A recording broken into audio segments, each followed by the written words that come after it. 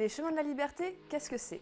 C'est un jeu d'enquête historique et pédagogique sur la Seconde Guerre mondiale à destination des élèves de cycle 3, dans le but de les sensibiliser et les intéresser à la Seconde Guerre mondiale et la résistance, plus particulièrement ce qu'il s'est passé dans les Pyrénées-Orientales.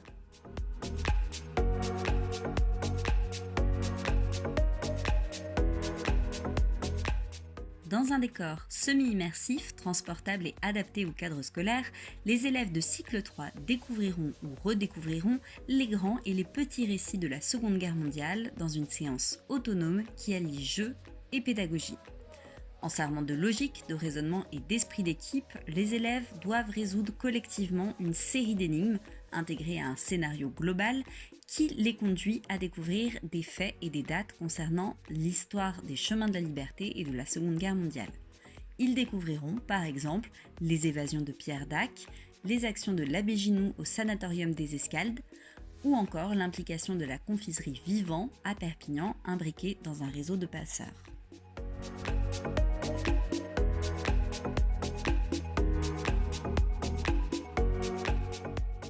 Les chemins de la liberté se déclinent en 5 parcours, chacun proposant un scénario et des énigmes différentes et jouables en équipe de 3 à 6 élèves.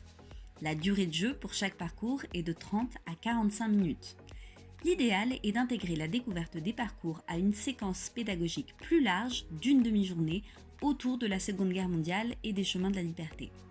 Ainsi, tous les élèves d'une même classe auront réalisé un parcours en équipe et tous pourront participer à la résolution de l'énigme finale en classe entière à laquelle chaque équipe apportera un élément essentiel.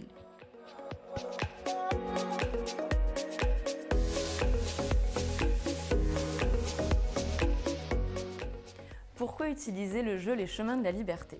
On retient 10% de ce que l'on lit, mais 90% de ce que l'on fait. En permettant aux élèves d'être acteurs du jeu pédagogique Les chemins de la liberté, l'objectif est d'éveiller leur curiosité et leur intérêt sur cette période historique. On leur permet d'avoir quelques notions sur la grande histoire de la Seconde Guerre mondiale, mais aussi des connaissances plus précises sur l'histoire locale des Pyrénées-Orientales.